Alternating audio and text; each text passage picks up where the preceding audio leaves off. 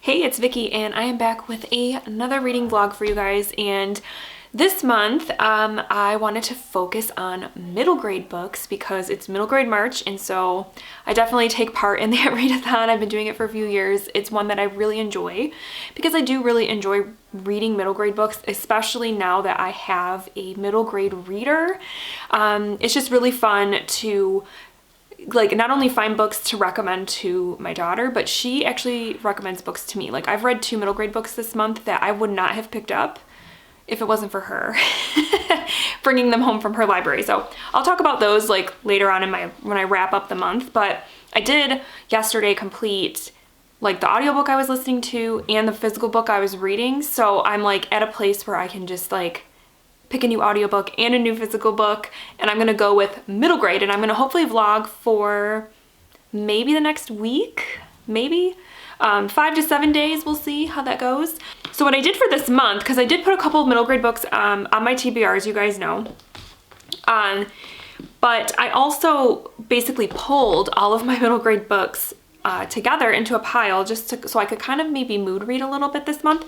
And surprisingly, the stack is not as big as I thought it was going to be. I thought I had more middle grade books on my physical TBR shelf, but this is it. And this one isn't even mine. I got this one from the library. This is the group read for middle grade March this year. So I got it from the library, but I also think the audiobook is available. So I'm not sure yet if I'm gonna physically read this or do the audio. But so we are actually getting ready to go like in an hour, maybe even less. We're going out of town for a couple days. We're gonna go to Great Wolf Lodge in Ohio. It's like an indoor water park, just to kind of get out of town and just do something fun. The kids are super pumped because they get to miss 2 days of school because we found that if you book it during the week, it's a lot, and I mean a lot cheaper. So they're excited, we're excited. And so on the trip, I need some books for my trip. So I don't want to take a Rover story with me because it's a library book, and I'm always like nervous that something's going to happen to it when I'm out of town. So that is staying here. I will read that one later. So that leaves this stack here. And I kind of did a little bit of research prior to hitting record to see what ones I could get on audio. And I was so bummed because Wishtree has been on Scribd for ever, and of course now that I'm ready to listen to the audiobook, it's not on there anymore. So that made me sad, but this is one I put on my TBR for this month because I definitely want to read it, and it's going to fulfill some prompts. So maybe I'm not sure, I might bring this one for my physical read, but then the ones that I can get on audio, there were 3. There is The House with a Clock in Its Walls by John Bellairs. He's a middle grade author I've wanted to try. And so I've heard like he does like magical, dark, sometimes kind of like spooky-ish sort of books. So yeah, this one looks kind of cool. And I can get it on audio. And then another one, this is one that is like one of the, it's a very famous middle grade book that I've never read, and I can listen to it on audio also, is Bridge to Terabithia. And I've heard this one's really sad though, but good. So that's a possibility for audio. And then the one that I'm gravitating towards, but I'm hesitant, and I'll tell you why, but I'm gravitating towards The Reptile Room by Lemony Snicket. This is the second book in the series of Unfortunate Events, which is a series the kids and I started last year, and we really liked the first book. And I'm sure they would love to read the second book, and I could get it on audio, and the audiobook is calling to me because the amazing, awesome, great Tim Curry narrates the audiobook, and so I would love to listen to the audiobook, but then I feel like my kids might get mad at me because they might want me to read this out loud to them. So I don't know. So I don't know which audiobook I'm gonna go with, but it's gonna be one of these 3 I'm gonna start with anyway. And then the other like 2 books I have for possible physical reads is Patina by Jason Reynolds, which is the second book in the Track series, which I actually read Ghost last middle grade March, which was the first book, and I loved it. So this is a possibility for sure. And then I have The Dollhouse Murders by Betty Run Wright, which is another like middle grade horror writer that I discovered last year during middle grade March, and I loved the first book of hers I read. So I don't know. So I have to really decide what I'm gonna read. I can't bring all of these books on our trip because that's just ridiculous. But I do need to pick an audiobook and a physical book. And then yeah, the rest of the week, I'm just gonna, yeah, you guys are just gonna come with me and see what I read. And it's gonna be all middle grade stuff, so I'm really excited. But yeah, I have to decide what I'm gonna bring. And I have to finish getting everything packed up and ready to go. Because once again, I think this happened the last time we were going on a trip and I was vlogging. I was like last minute. I was doing everything last minute, which is so unlike me. But this trip kind of snuck up on me. So anyway, I'm going to decide what I'm gonna read and bring with me, and then I will check in with you guys once we get to our destination and I've decided what I'm gonna read. I'll check in with you guys, but yeah, see you later. 2, 1, 0.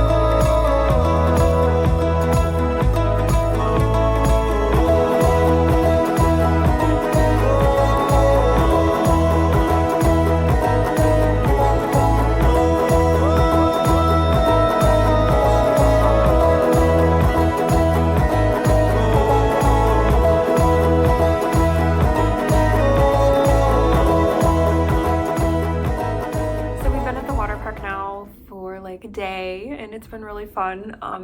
Austin and the kids are actually down there right now, and I wanted to take a little breather and just give you a reading check-in because I actually have been reading.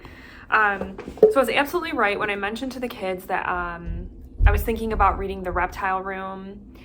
They were like, but we want to read that with you. So I brought it along and hopefully maybe we'll start it tonight. But last night we were too tired to like do a read aloud, so maybe tonight.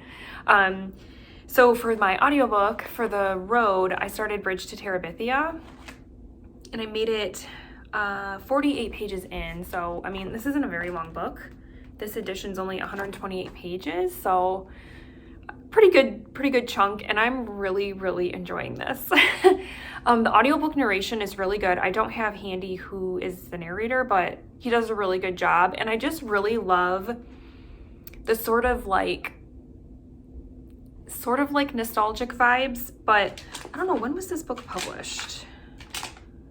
1977. Okay, because like I'm not sure when the book actually takes place, but it was giving off like kind of like 60s vibes to me, and you guys know I love the 1960s, so I just really like it. It's about a young boy named Jess who gets a new neighbor named Leslie. I believe her name is Leslie, and she's kind of different, but they become friends and they kind of create this fictional world called Terabithia, and they sort of like play in it and stuff like that. And that's about all I'm at right now, but it's really good. I really like it. So I'm actually really pleased that I picked this one, and then I'm finally reading it because it is a pretty popular book. So and then I started physically reading this morning. I started reading Patina because this one was just, I don't know, it was just kind of calling me. And I read the first 40 pages of this, and I really like this one too. It seems like my middle grade reads this month are great. And this one I really like because in these I read what, 4 chapters? Yeah, first 4 chapters, you meet Patty, or Patina, but she goes by Patty. And you kind of get a sense of like her life. She has a younger sister that she takes care of a lot because she lives with her aunt and uncle because her mom has diabetes and had her legs amputated, And so she has a hard time caring for the kids. So they stay with their aunt and uncle, but they still see their mom regularly, and she's still a part of their lives and everything. But it's a lot of pressure on Patty because she feels like she has to take care of everybody, including her mom, her sister. And then she is just kind of adjusting to this change because it's happened fairly recently that she has, had to move in with her aunt and uncle, and she's going to a new school, and then she joins the track team is fairly new as well. And so I liked how, like, just in this first little bit, you already see characters from the first book, Ghost. Like, she mentions him, she mentions a couple of the other teammates, and so it's already kind of tied together. But obviously this is Patty's story, and I really like it. She's really, I think because of her life situation, she's very grounded. She's very wise. But in a lot of ways that is also hard for her because sometimes she has a hard time relating to other kids her age or classmates because her brain is just in other places. She's worrying about things that I think kids her age typically don't. But yeah, I like her. I really like her. And I really like this book so far. So, I mean, Jason Reynolds, I don't think he can write a bad book. I have not read a bad book by Jason Reynolds. So, I mean, but I'm really looking forward to seeing the rest of this story and where it's going to go. And yeah, so, I mean, so far, like I said, my middle grade March is going fantastic. But I think I'm going to put my swimsuit back on and head back out to the water park and do some things. It was just getting really busy in there, and me being, I don't know if this is my introvertedness or what, but when places get very crowded and loud, I start to get irritated. And I was just like, I need a minute. It was to the point where, like, you got in the pool and you couldn't even, like, swim because you just were, like, you kind of, like, standing like this because there's so many people. And so it was just like, but we're having a blast. And the kids, especially since the last time we came here, Hunter was only 1, so he doesn't even remember it. And he couldn't do, like, a lot of the things. And so he's having a great time. Leia's we've been on all the water slides with Leia. She's all about it. Where, like, last time she was timid, she was only 4, so she didn't want to, she was too scared to do a lot of this stuff. And now, like, she's just totally into everything. So it's a really good vacation, especially since we are, I'm looking out the window right now and it's snowing, but we're, like, living it up in the water park, having a good time. So yeah, this was a good vacation, a short one, but a good one. So yeah, I'm gonna head down to the water park for some more water park fun. And I don't know if I'll do another check-in while we're here because we're leaving tomorrow morning. But either way, one way, either from here or from home, I will check in with you guys later.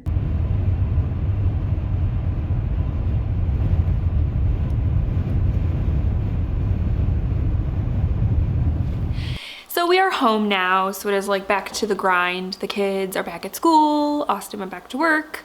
So yeah, everything is, like, back to, normal stuff. But I do have a reading update for you. I did complete Bridge to Terabithia by Catherine Patterson, and I decided I'm gonna give this one a 3.75 because for me, it started off super strong. Like, when I started this audiobook, I was so sure this was gonna be a 5-star book because it had all the things that I love in a middle grade book. It had a lot of nostalgia, and I think it was because this book was written in the 70s, published in the 70s, and so it just, the ways that the kids, like, had to, like, entertain themselves back then, it was a more simple time, and so they kind of had to have, they sort of had to they had each other and their imaginations. And I'm not saying that kids today don't have, don't use their imaginations, but I think kids today have more things, screens and things to distract them from being, using their imagination to their full potential and stuff like that. Whereas in this time period, they didn't really have anything else to do. And so to me, I related to that a lot because being a 90s kid, especially the early 90s when I was, you know, young, elementary school aged. Yeah, I mean, we had TV and we had Nintendo, but that was pretty much it. So we did spend a lot more time together and having to figure out things to do. And so I really loved that aspect in this, how Jess and Leslie, like their friendship was just very beautiful to me. And I loved how they created this world, Terabithia, that they would go to. And it was a really nice story. And then the ending happened. And I know a lot of people, like at some of the reviews I've read, people were mad about this. And I don't want to say what the ending is because it's spoilery, but I feel like most people know how Bridge to Terabithia ends and what it kind of deals with in the sort of climax, I guess, of the book. But I'm going to try to be vague. I think that what happened in the end of the book was very well done in the sense that it kind of comes out of nowhere, but such is life. That particular thing, without being spoilery, does tend to happen in a way in which it blindsides you, and it's very shocking, and you could be having a great day, the best day ever, and then boom, that happens, and you just don't know how to process it. It's very hard. And so I feel like this book did a great job of showing you that a lot of times that topic, that's how it happens in real life.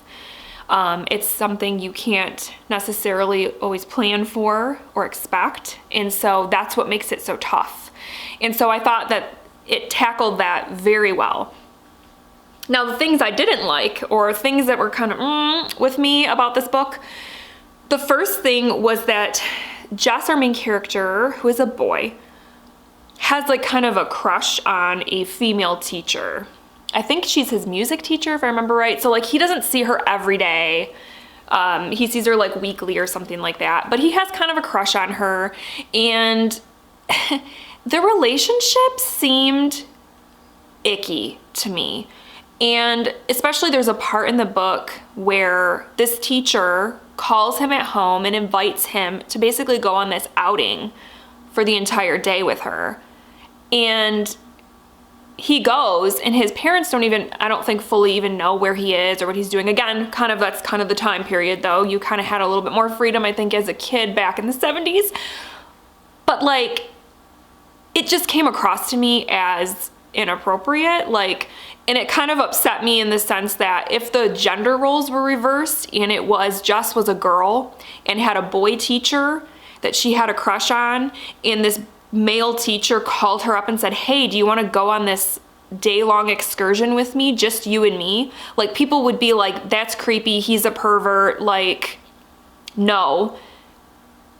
But that didn't seem to happen here. Like, it seems like it's more acceptable because he's a boy and the teacher's a woman, when it's just as disgusting. So like, I didn't like that part at all. That really turned me off. And then also there's there of course is a bully in this book. I mean, I feel like there's always got to be a bully or like some sort of, person to like combat the main character or whatever, where there's some sort of conflict with another person. And in this situation, it's a girl who's older, but she also happens to be fat. And I felt like, and I see this a lot in books, even like books from like my childhood, like the 90s, like I'm thinking like Goosebumps books, where it's been pointed out to me and I'm like, you know what, you're right. And a lot of books for like middle grade readers from this time period, like 70s, 80s, early 90s, it always seems like the bad person or the unlikable person tends to be fat. And I don't like that.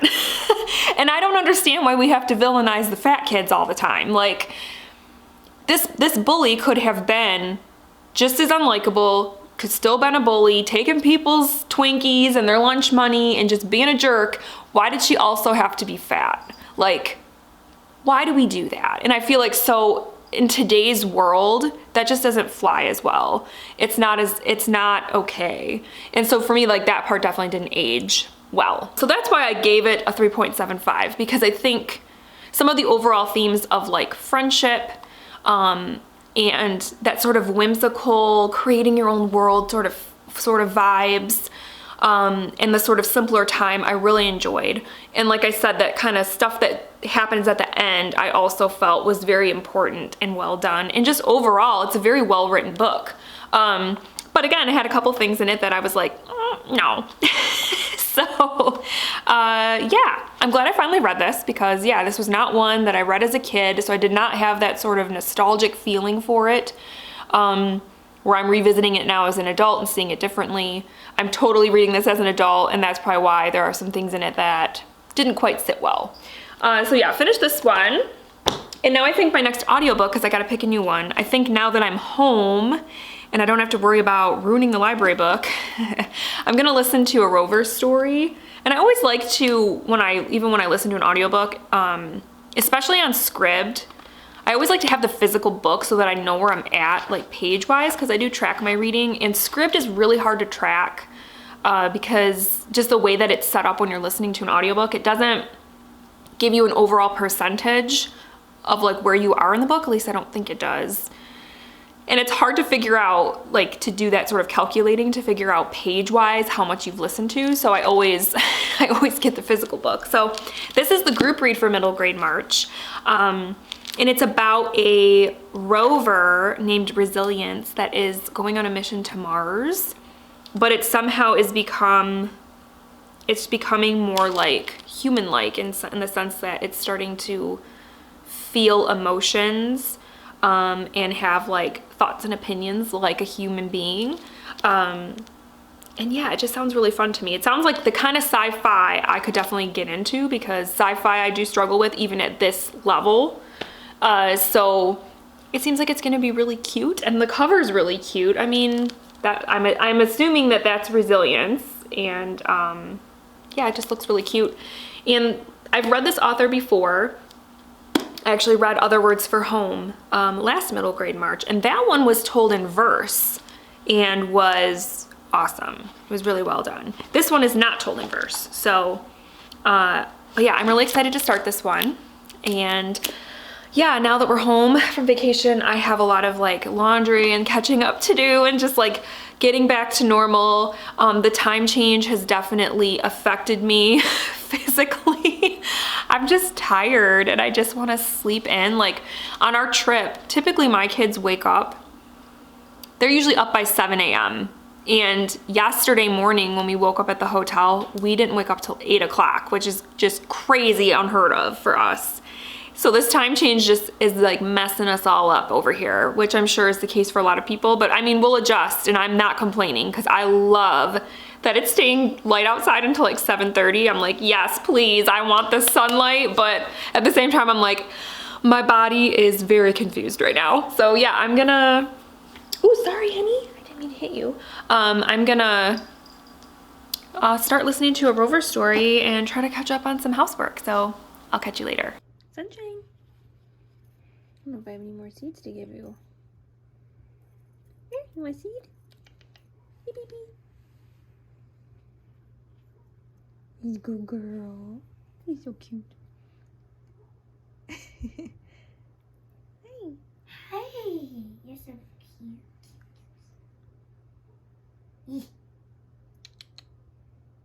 Let's see, I got anything else for you? Sorry.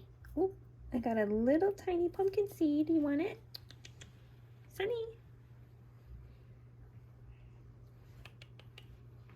Want one more seed? You want it? I can tell she loves that There you sandbox. go. There you go, sweetie. Mom, I can tell she loves that sandbox. Yeah, she does love her sandbox. So I started getting all my clips together to start editing this vlog and realized I did not do an outro. So here we go with the outro and a final update. I did complete Patina by Jason Reynolds, and I'm giving this one 4 stars. I really liked it. What I really love about this series so far is just the whole kind of idea of what it is to be on a team or part of, you know, a group or something like that, where you're like learning life lessons and you maybe don't even realize it, you know? And there was a couple of examples of that in this book, just like in Ghost, where Patina is like having to work through some sort of conflict or problem on the track that she is also kind of using in her, you know, everyday life that kind of transfers. So it's like a lesson she learns on the track that she carries through to other parts of her life. And so I just love that. I just love it. And the third book in the series is called Sunny, and you see him in this book, and so I'm kind of excited to now get his story. He's another, you know, team member, and yeah, this one, I really liked how everything turned out with it. It was good. Ghost is still my favorite of the series so far, but this one's also awesome. I highly recommend this series. I want to see if Leia wants to read Ghost. I think she might like it. So that basically is everything I completed. I'm still working on a Rover story. I'm on part 2. So I'm like almost 100 pages in. It's good. It's not as engaging as I thought. I'm not like ripping through it like I thought I was going to.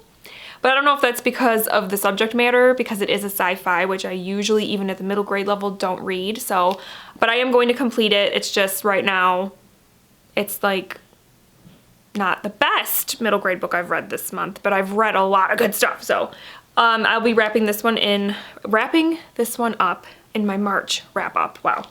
And then I'm also working on Wish Tree. I started Wish Tree, and I'm like 30 pages in, so I don't have the dust jacket on there, but it's really cute so far. It's told from the perspective of a tree, which is different and I like, and so yeah, I think I'm gonna really like this one too. So yeah, overall, middle grade March is going really well for me. I've been reading a lot of good stuff, and yeah, I hope you enjoyed coming along with me on this vlog. And let me know down below if you've read any great middle grade books this month. I would love to know what everybody's been reading. And that's it. I hope you guys have a great week, and I will talk with you soon. Thank you so much for watching. Bye.